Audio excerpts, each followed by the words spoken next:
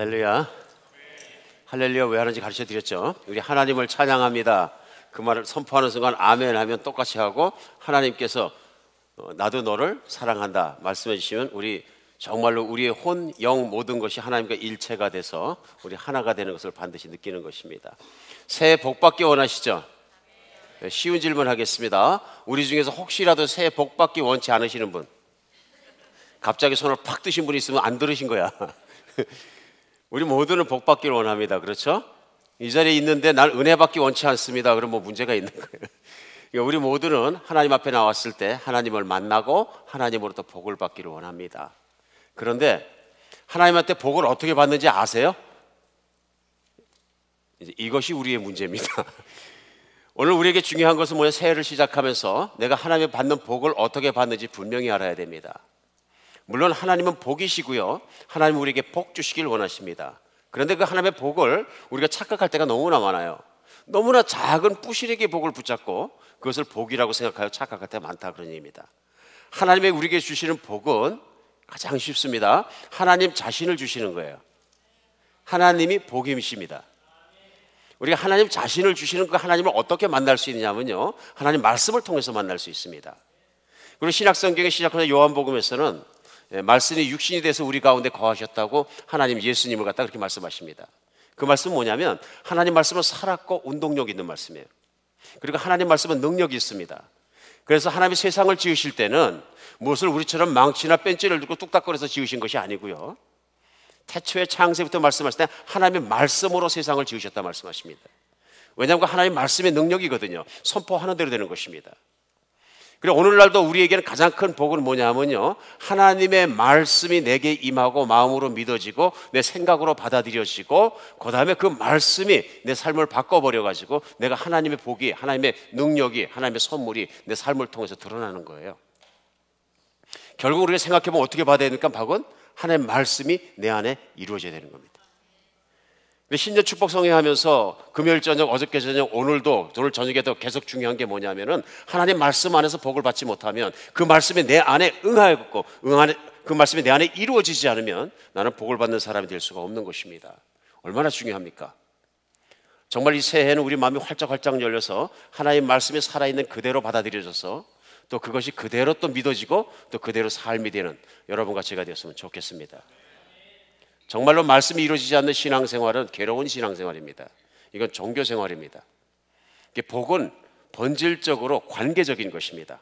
하나님과 나와의 관계, 하나님의 말씀을 받아들이는 나, 그래서 말씀을 통해 하나님과 내가 하나가 되고 하나님의 복이시기 때문에 그 복이 저절로 내 안에 흘러들어오고 복이 흘러나가는 것이, 이것이 바로 우리가 하나님께 복받는 길인 것입니다. 오늘 하나님 말씀 앞에 나가겠습니다. 새해 하나님 복받는 말씀은 창세기 말씀 12장 말씀 1절로 4절까지 봉독해 주셨습니다. 그렇죠? 근데 1절이 어떻게 시작하냐면 여호와께서 아브라함에게 이르시되 너는 너의 고향 친척과 아버지의 집을 떠나 내가 내게 보여줄 땅으로 가라. 내가 너로 큰 민족을 이루고 내게 복을 주어 내 이름이 창대하게 하리니 너는 복이 될지라. 너를 축복하는 자에게 내가 복을 내리고 너를 저주하는 자에게 내게 저주하리니 땅의 모든 족속이 너로 말미암아 복을 얻을 것이라 하신지라. 이에 아브라함이 여호와의 말씀을 따라갔고 롯도 그와 함께 갔으며 아브라함이 하란을 떠날 때 75세였더라. 잘 아는 말씀이죠. 중요한 거는 잘 아는 게 중요한 게 아니고요, 이 말씀이 내 안에 이루어지는 게 중요한 것입니다. 그렇죠? 이게 복은 뭐냐면 이 말씀을 알아서 끝나는 게 아니라 이 말씀이 믿어지고 받아들여지고 살았을 때 그대로 이루어지는 것입니다. 그렇게 될 때 무슨 복이 되냐면요, 아브라함의 복이 내 복이 되는 거예요. 우리 분명히 성경을 보면서 이 말씀이 아브라함에게 하셨다는 걸 압니다. 그럼 만약에 아브라함에게 하셨으면 개인적인 사신으로 보내주시면 돼요. 성경까지 남기실 필요가 없어요. 근데 하나님은 구태여 오늘 성경 말씀에 남기셔서 우리가 읽고 이 새해를 시작하면서 이 말씀을 받게 하신 이유는 뭐냐면요, 이 말씀에 이중적인 축복의 통로가 되는 거예요. 이 말씀을 믿는 사람도 또한 아브라함의 복이 임하는 거예요. 아브라함이 만난 하나님을 만날 수 있고 아브라함이 받은 복을 받을 수 있고 아브라함께 누릴 수 있다 하는 얘기예요. 물론 오늘 말씀대로 아브라함은 이 복을 받을 때 갈대 우르 지방을 떠나고 하란 지방을 떠나가지고 하나님이 약속하신다 가나안 땅에 들어가서 가나안에서 고생하다가 결국은 복을 받아서 잘 살게 되고 약속의 자녀 이삭을 100세에 낳았는데 이삭으로 말미암아 12부족이 그 밑에 생기고 그로 말미암아 이스라엘이 생기고 오늘날 이스라엘이 살고 그다음에 그 이스라엘 부족으로 말미암아 신약성경의 시작이라 이는 예수 그리스도의 세계라 나오면서 아브라함부터 시작해서 쫙 나옵니다. 그럼 황송하게도 아브라함의 후손 중에서 예수 그리스도가 탄생하게 되고 아브라함이 복 중에 복 받은 사람이라는 걸 여러분과 저는 압니까 모릅니까? 압니다. 그러니까 이 얘기는 뭐냐면 하나님의 말씀이 계시기 때문에 계시가 점진적으로 시간이 지나가면서 테스트 앤 프루브드, 제가 잘 쓰는 말인데요, 사람들 가운데서 하나님 말씀이 어떠한 거니까 시험되고 확증된 말씀이다, 그런 얘기예요. 그런 면에서 오늘 여러분과 제가 나눈 창세기 12장 말씀은 우리 인간의 역사 속에서 이미 하나님이 미리 약속하셨고 그 약속이 한 사람의 인생 속에 이루어졌고 내가 복이 된다, 복이 많은 사람이 아니라 복의 근원이다, 복이 된다. 하나님은 복이시고 하나님이 믿는 사람도 복이거든요. 그렇기 때문에 하나님을 믿는 사람은 복을 받고 하나님을 저주하는 사람은 저주받는 것처럼 너를 축복하는 자는 복을 받고 너를 저주하는 자는 또한 저주를 받으리라. 하나님과 일체되는 복을 받는 거죠. 근데 아브라함에게는 자식 하나밖에 안 주셨는데 이삭밖에 안 주셨는데도 아브라함은 미래를 믿었어요. 이게 믿음의 힘이에요. 믿음의 힘이요. 아브라함 때는 이루어지지 않았지만 이루어질 것을 하나님을 믿고 믿은 거예요. 근데 우리는 뭘 알아요? 세월이 지나가서 보니까 실제로 하나님의 약속대로 이루어졌더라. 그게 뭡니까? 우리에게 믿음을 주시는 거예요. 오늘 2014년을 시작하면서 내가 정말 복 없는 인간같이 느껴질지는 모르지만 오늘 내가 하나님의 말씀을 받아들여서 아브라함처럼 믿으면 내 인생의 끝도 아브라함 이상으로 창대해지는 놀라운 복을 받을 것이다 하는 그 믿음 가운데 받아들였을 때 내 인생과 운명이 달라지는 거예요. 이게 말씀의 능력이에요. 그러니까 사람은 자기의 실력과 가지고 있는 것만큼 사는 것이 아니라 사람은 믿음만큼 사는 거예요. 믿으십니까? 이걸 믿으셔야 돼요. 사람은 믿음만큼 사는 거예요.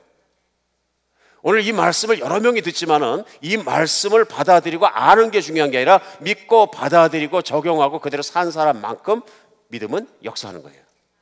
말씀도 역사하고요. 오늘 정말 중요합니다.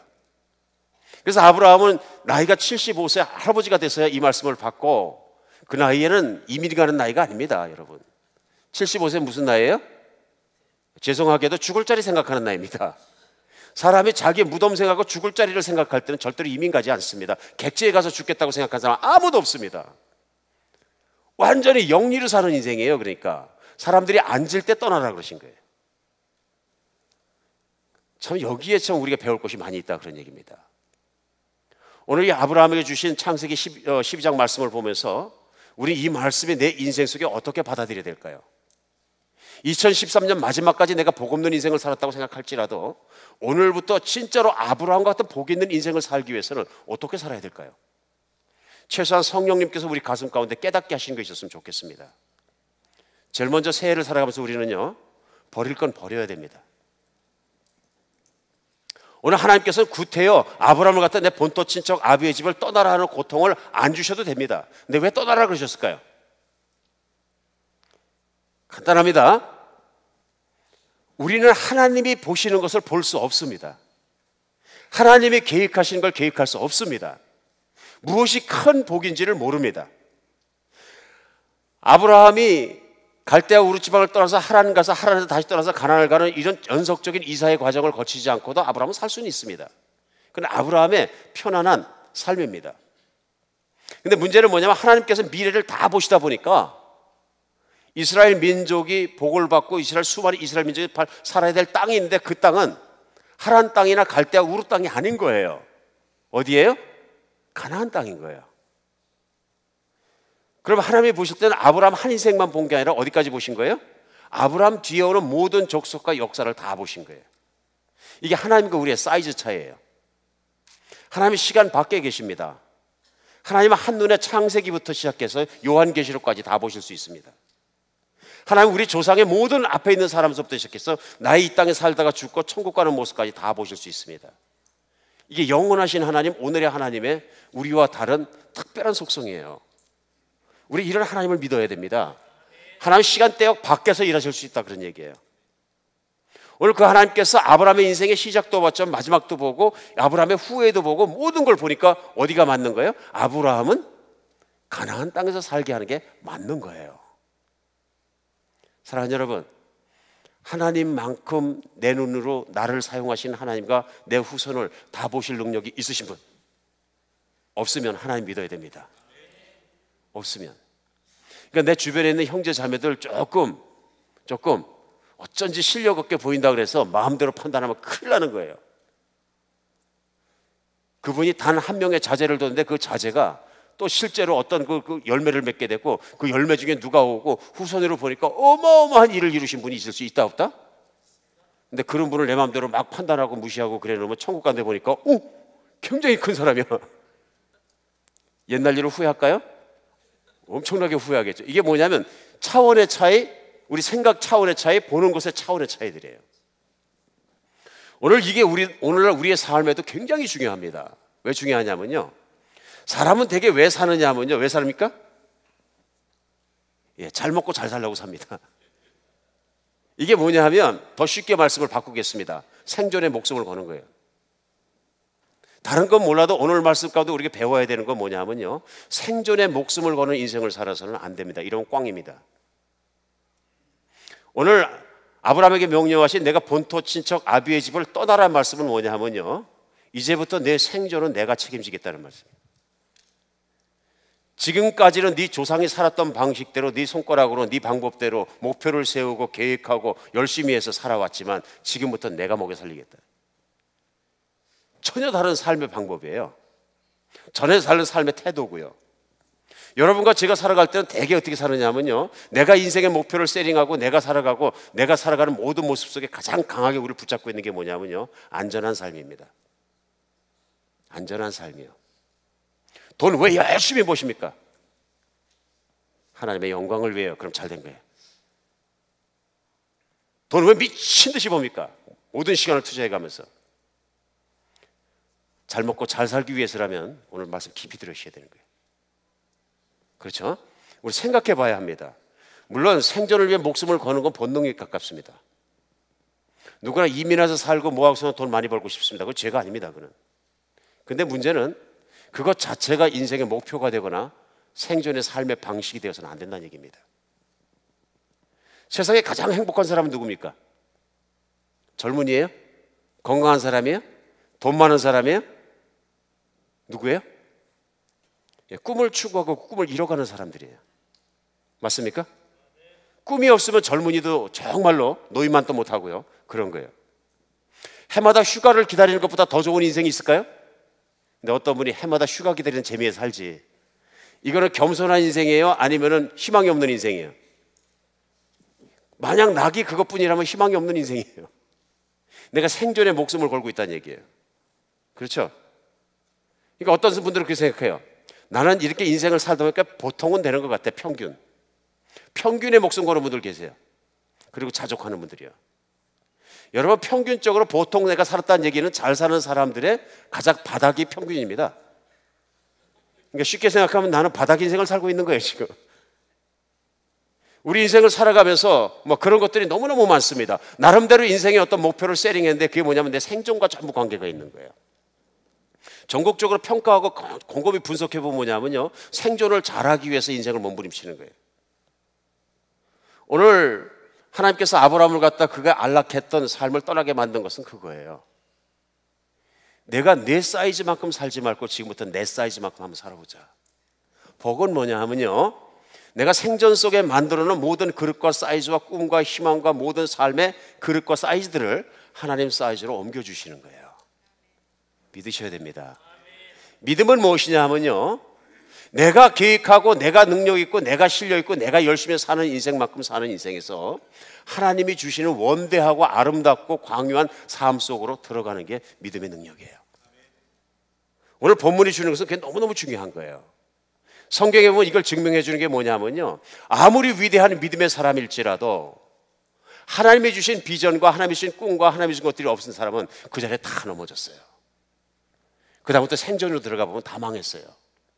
쉽게 예를 들면요, 다윗이 하나님을 향한 비전이 있을 때는 물맷돌 5개 들고 나가서 그 맷돌 하나 가지고도 자기보다 몇 배나 큰 거인을 갖다 골리앗을 넘어뜨릴 힘이 있었어요. 이게 뭐예요? 믿음과 비전의 힘이에요. 하나님은 너보다 세다 해요. 근데 나라가 통일되고 안전해지고 모든 게 안전해지니까 비전을 잃어버렸을 때는 자기 마음속에 육신의 욕정도 이기지 못하니까 밧세바의 빨가벗은 모습 앞에서 그냥 쓰러져 버렸어요. 똑같은 얘기예요. 삼손도 그렇게 힘이 세고 전투에 이기고 막 그냥 나라를 세우는 정말 나라를 구한 사람이 됐었는데 어느 정도 알려지고 힘이 세지고 사람들이 칭송하기 시작하자 거기에 안주하게 되니까 어떻게 됐어요?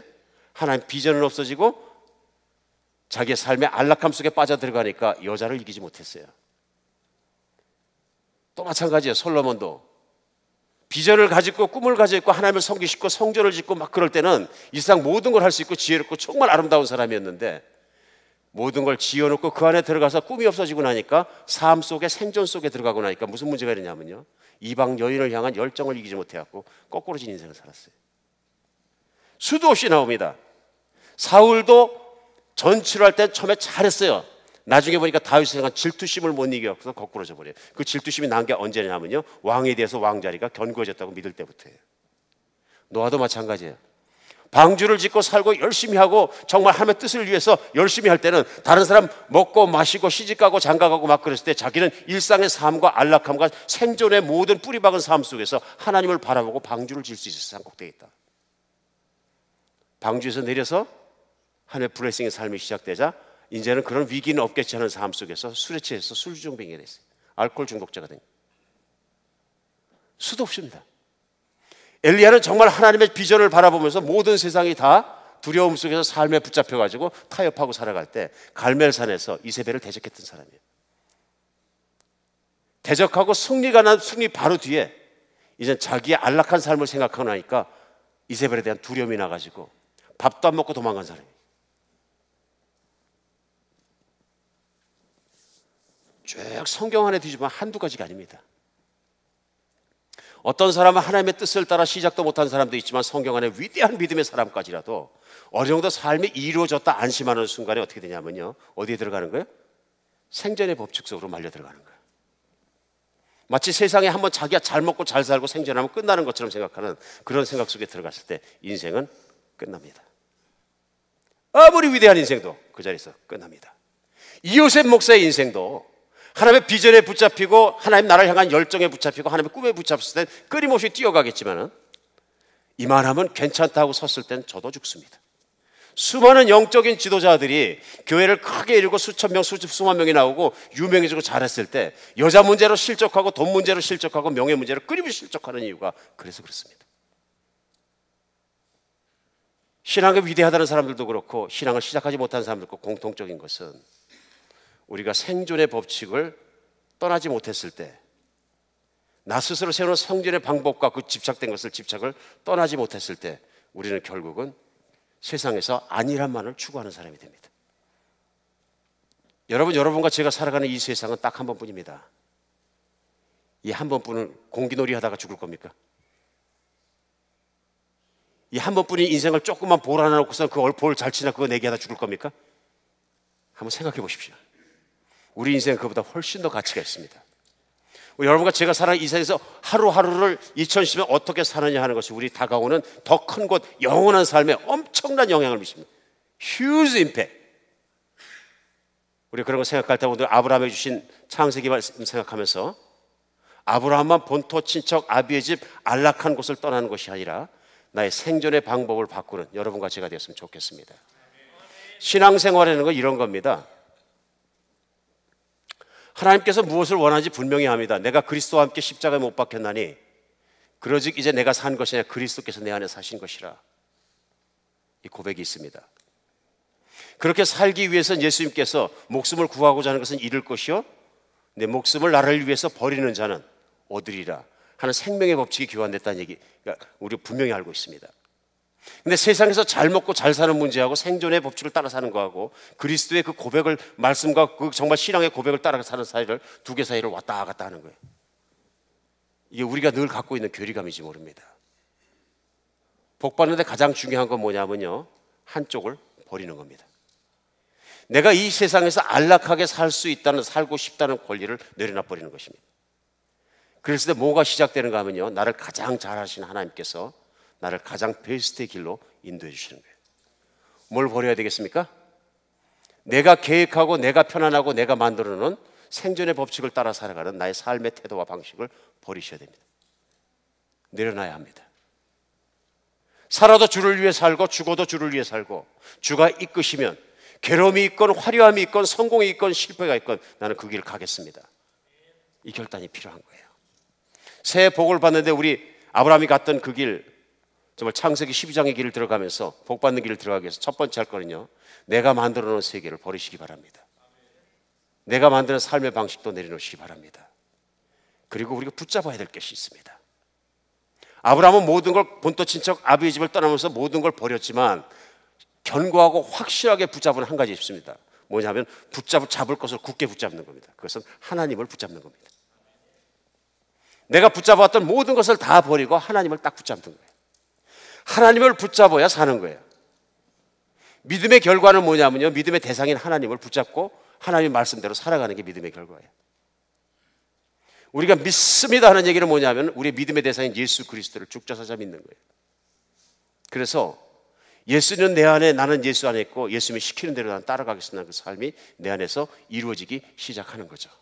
그래서 어떤 분들의 신앙생활은 그 신앙생활에 다이나믹한 것이 없어요. 기적도 별로 없고. 그럴 경우에 점검해 봐야 되는 게 왜 그러냐면요, 내가 내 박스 안에서 모든 걸 안 내려놓고 내 뜻대로만 살아갈 때는요, 기적도 없고 아무것도 없습니다. 무슨 얘기냐면요, 신앙이 살아있지가 않은 거예요. 신앙 안에 살아있는 그 생명력이 없는 거예요. 팔팔 뛰는. 그런데 걸어가면서 내가 넘어질지도 모른다는, 앞에 있는 허공이 있을지라도 믿음으로 푹푹 뛰어가는 사람들에게는 헛발인 줄 알고 뒤졌는데 하나님의 손으로 받치더라는 기적의 간증과 고백이 계속되는 거예요. 그렇죠? 눈에 보이는 것만큼 살으려 그러면 믿음이 필요 없어요. 히브리서 11장에 말씀하신 것은 믿는다는 건 뭐냐면 보이지 않는 것의 실상이거든요. 맞습니까? 그렇기 때문에 내가 기대할 수 있는 건, 내가 만들어 놓은 거, 내가 안전한 것만큼 살아가면 붙잡을 수 없는데, 내가 하나님을 붙잡았을 때는, 보이는 것이 아니고요, 하나님을, 보이지 않는 하나님을 보이는 것처럼 붙잡았을 때는 하나님이 주시는 꿈이 붙잡아지는 거예요. 이게 믿음을 통해서 보는 거예요. 그리고 오늘 새초를 시작하면서 우리에게 정말 중요한 건 뭐냐면요, 하나님을 붙잡고 하나님이 나를 통해서 보시는 미래를 보려고 노력하는 거예요. 그러기 위해서 우리가 할 일이 있습니다. 그게 뭡니까? 하나님의 음성을 들어야 합니다. 오늘 아브라함이 12장에서 첫 번째 한 일은 뭐냐면 하나님을 만나서 하나님의 음성을 들으려고 노력해서 하나님이 그와 대화하신 거예요. 하나님의 음성을 듣기 위해서 우리가 할 일은 한 가지입니다. 하나님의 성경 말씀을 붙잡는 거예요. 그렇죠? 그 성경 말씀이 내 안에 들어와서 살아있는 말씀이 내 마음을 장악하고 그 다음에 내 삶을 장악하시면 내가 하나님의 뜻을 따라 살아가는 비전 있는 사람으로 돌아서는 거예요. 금년도에 다른 건 몰라도 하나님의 말씀을 딱 주시기를 예수 이름으로 축복합니다. 하나님의 말씀을 내가 한 장이라도, 세 장이라도, 6장이라도 내가 꼭 보겠다. 두 번째는 하나님의 말씀을 묵상하고 받아들이겠다. 그리고 적용하겠다. 나 매년 하면서 실패하는데요, 잡으시기 바랍니다. 왜냐하면 no other choice. 하나님 안에 내가 가장 인생을 복 있게, 정말로 보람 있게, 의미 있게 살아가는 유일한 길은 하나님의 말씀을 붙잡고 그 말씀을 따라 사는 길밖에 없습니다. 아브라함도 복받은 이유는 하나님의 말씀을 듣고 말씀을 믿고 따라갔더니 하나님 뭐라고 하세요? 그것을 의로 여기신지라. 이 세상의 최고의 믿음의 의는 뭐냐면요, 말씀을 붙잡고 그 말씀을 믿고 사는 것이 바로 우리의 의입니다. 그것이 능력입니다. 그것이 힘입니다. 이런 사람마다 어떻게 되느냐 하면요, 비전을 붙잡게 됩니다. 무슨 비전이라는 건 뭐냐면요, 하나님이 보여주신 하나님의 나라의 미래를 보게 되는 거예요.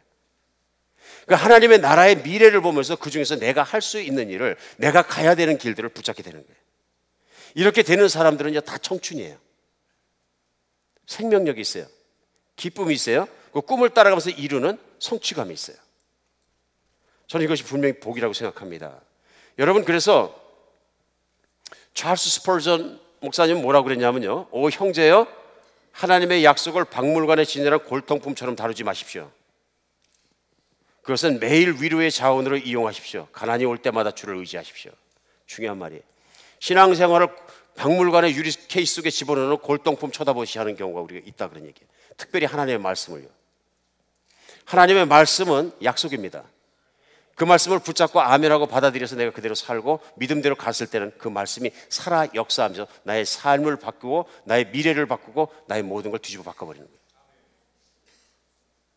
그래서 우리에게 중요한 건 뭐냐면은 하나님이 보시는 내 인생을 통해서 God-sized vision, God-sized life, 하나님 사이즈의 인생을 살 수 있는 게 복이에요. 복이에요. 이런 분들은 나이가 관계없습니다. 오늘 아브라함이 갈대아 우르를 떠날 때 몇 살? 75세. 한 분이라면 이건 우연히 그런 건데 그 뒤에 모세가 광야를 떠날 때 몇 살? 우리 지금 아침마다 하고 있죠? 80살. 갈렙이 헤브론 성을 얻을 때 몇 살? 그거 좀 어려웠나 보죠? 85세. 에디슨이 등사기를 발명할 때 몇 살? 85세. 요한 웨슬리가 말등에 올라앉아가지고 전국 방방곡곡을 돌면서 하나님의 말씀을 영국에 선포할 때 몇 세? 아니죠. 88세. 88한 청년이었어요. 생각해 봐야 합니다. 젊으면 몸의 상태가 아닙니다. 비전이 없어지면 20살 먹은 사람, 심지어는 열 몇 살 먹은 애들도 다 죽어버려요. 삶과 타협해버려요. 한국에 있는 3,800명의 청소년들을 대상해서 설문조사를 했어요. 너의 꿈이 무엇이냐? 그랬더니 그중에 13%만 꿈이 있다고 대답했어요. 헬로? 이게 심각한 문제입니다. 아이들을 삶의 뺑뺑이 속에서 돌려놓으니까, 공부해라 공부하다 막 돌려놓으니까 그들의 꿈은 하나밖에 없어요. 좋은 학교 가는 것, 좋은 직장 잡는 것. 얼마나 부끄러운 아이들이에요, 이 아이들이. 여러분, 좋은 직장 가는 것이 어떻게 인생의 꿈이 될 수 있습니까? 그건 삶의 방법이죠. 목적이나 목표가 되면 안 되는 거잖아요. 한 인간은 직장보다 훨씬 중요합니다. 맞습니까? 동의하십니까? 생존의 목을 건 인생을 살면서 생존의 목을 건 인생을 애들에게 가르쳐놓으면 그것밖에 안 됩니다. 서울대학교 나고 제일 좋은 직장에 들어가서 S기업에 들어가서 아무리 부장이 되고 이사가 돼도 그는 그 인생밖에 못 사는 거죠. 꿈이 없는 거예요. 그러니까 실제로 학교 선생님이 수능시험이 끝나고 나서 수능시험 결과 발표가 됐는데 애들이 난리가 나요. 누구는 대학 간다 못 간다 막 그러니까 백질 한 잔씩 다 나눠주고 60명 반의 애들한테 너희 한번 꿈을 한번 다 써서 내봐라 그랬어요. 60명 중에서 10명이 안 되는 아이들이 꿈을 써서 나머지 못 썼어요. 선생님이 그 종이를 받아들고 내가 보기엔 너희 중에 10명만 대학 갈 자격이 있다. 10명만. 대학은 직장을 얻으려고 가는 것이 아니라 대학은 진리를 배우고 대학 안에서 너의 꿈을 키우기 위해서, 꿈을 이루기 위해서 들어가는 것인데 10명만 꿈이 있으니 나머지는 자격이 없다. 공부 조금 잘해서 사지선당에 찍기 잘한 것 갖고는 안 된다 그런 얘기입니다. 암송 잘하고 암기 잘하고. 어쩌면 여러분과 제가 쳇바퀴 같은 세상과 그런 인생 속에서 길들여지진 않았습니까? 오늘 창세기 12장은 우리에게 너무너무 중요한 것을 가르쳐 줍니다. 우리는 그것을 깨고 나와야 합니다. 깨고 나와야 합니다. 열방을 바라보는, 저는 어제도 방글라데시를 있는 사람들 갖다 그 정말로 리포를 다 이렇게 영상을 들여다보면서 한 가지 느낀 게 있어요. 많은 선교학을 공부하는 사람들이 고민합니다. 누굴 보내야 할까? 간단합니다. 교단 출신의 선교사고 신학교 나온 선교사를 보는 시즌은 다 끝났습니다. 방글라데시도 전부 다 회교권이고요. 터키도 회교권이고요. 앞으로 남아있는 모든 예수 그리스도의 복음이 안 들어가 있고 들어간 지역들은 거의 다 안 되는 지역만 남아 있습니다. 무슨 얘기냐면 들어가면서 나는 선교사입니다 그럼 못 들어가는 지역만 남아 있어요. 근데 방글라데시도 그렇고 모든 지역이 웰컴하는 사람은 따로 있습니다. 누굽니까? 나는 비즈니스맨입니다. 장사하는 사람입니다. 나는 선생입니다. 나는 컴퓨터 가르치는 사람입니다. 나는 의사입니다. 웰컴. 이게 무슨 얘기냐면요, 이제는 나이가 60이 됐든 50이 됐든 70이 됐든 나의 전문적인 하나님이 주신 모든 경력과 경험과 가지고 나아가서 하나님 말씀을 선포하는 내가 받은 삶의 방법과 수단들이 방법이 되고 목적이 안 되는 것. 이제 내가 세상에서 배웠던 삶의 모든 것들이 방법으로 자리 잡을 수 있고 그걸 들고 하나님의 목적, 그 뜻을 이루는 사람들, 전문인 선교사들이 할 일만 남아있어요. 그러니까 과거의 선교의 모든 방식을 다 버려버리고 이젠 시니어와 젊은이가 따로 없고 우리가 젊은이 모든 사람의 전문의들이 선교사가 돼서 그 영역들을 뚫어지는 영역 선교만 남아있어요. 말씀을 통해서 우리의 사고방식이 달라지지 않고서는 선교지도 달라지지 않고 새해도 달라지지 않고 어디도 달라지지 않습니다. 사랑하는 여러분, 정말로 여러분과 제가 그렇게 살아가는 인생이 되었으면 좋겠습니다. 미국 미시간주에 성 요셉 고아원인데 문제 소년 한 명이 들어왔습니다. 얘는 들어오는 날부터 시작해서 치고받고 싸우는 게 애들하고. 그래서 거기에 있던 베라다라는 선생님이 인내심을 가지고 그 소년에게 끊임없이 가르칩니다. 그러면서 반복해서 해주었던 얘기가 뭐냐면요, 하나님은 너를 사랑하신다. 그리고 하나님 너를 향한 꿈을 가지고 있다. 너는 꿈을 크게 꿔라. 그 소년이 행동에 변화가 없고 결국은 싸우다가 고나와서 쫓겨납니다. 소년이 먹고 살아서 피자 가게 가서 취직해서 열심히 일합니다. 어릴 때부터 피자 가게에서 일하다 보니까 그 소년이 가진 재주가 딱 한 가지 생겼어요. 뭐냐면은 정말 주변에서 제일 빨리 피자 반죽을 만드는. 그래 피자를 띄어가지고 동그랗게 만들어 탁 펴놓는데 11초만 만든대요. 자기가 그 피자를 만드는 거 가지고 꿈을 갖게 됐어요. 나는 피자를 돌려 만들어 갖고 내가 꿈을 이루겠다. 그래가지고 이 사람이 나중에 피자집을 세우고 그 피자집을 채운 일입니다. 그 이름이 뭐냐면 더미너 피자예요. 그 사람 이름이 토머스 머나한이라는 사람인데요, 결국은 이 사람이 그 피자집 갖고 성공해서 부자가 돼서 야구 구단도 인수하고 돈을 많이 벌게 되니까 전국의 불우한 청년들을 찾아다니면서 그들의 학비를 대주고 모든 걸 평생 하면서 외칩니다. 하나님은 여러분과 함께 있습니다. 꿈을 크게 가지십시오. 사람은 꿈꾸는 대로 살 수 있습니다. 아주 작은 일이지만 오늘 아브라함이 갈대 우르에서 살지 않고 하란 땅에서 정착하지 않고 하나님 말씀대로 광야 같고 들판 같고 아무것도 없는 그 광야 속 가나안 땅으로 끄시는 대로 갔을 때 그 인생이 복받은 것처럼 우리도 2014년 새해는 믿음으로 시작했으면 좋겠습니다. 여러분과 제가 걸어 들어간 이 새해 하루하루는 역사에 있던 수많은 인간들이 한 번도 밟아보지 않았던 새 땅입니다. 나는 내가 무엇을 할지 안다. 내일이나 1년 뒤에 그 생각 버리시고 이제 나는 내일이라는 새로운 땅을 내가 내디딜 때 하나님이 가라 하시면 어디든 가고 하라 하시면 무엇인도 하게는 미지의 땅에 대한 플랜을 하나님을 통해 보시는 여러분과 제가 되었으면 좋겠습니다. 하나님을 붙잡으시기 바랍니다. 말씀을 붙잡는 해가 되시기 바랍니다. 그 다음에 그 말씀에 순종한 해가 되시기 바랍니다. 우리 인생은 분명히 바뀔지라고 믿습니다. 사랑하는 여러분, 부끄럽습니다만 부족한 저를 보십시오. 저를 보십시오. 10여 년 전에 제가 목사로 서있다고 생각한 적은 한 번도 없습니다. 오늘 제가 목회자로서 설교 강단에 서 있는 것은 하나님이 만드신 길이라고 저는 믿습니다. 그리고 저는 그 길에 대해서 손톱만큼도 후회하지 않습니다. 그냥 놔두셨으면 저 생존의 틀에 갇혀있는 뺑뺑이 인생을 분명히 살았을 것입니다. 사랑하는 여러분, 새해 하나님 복 많이 받으시기 바랍니다. 기도하겠습니다.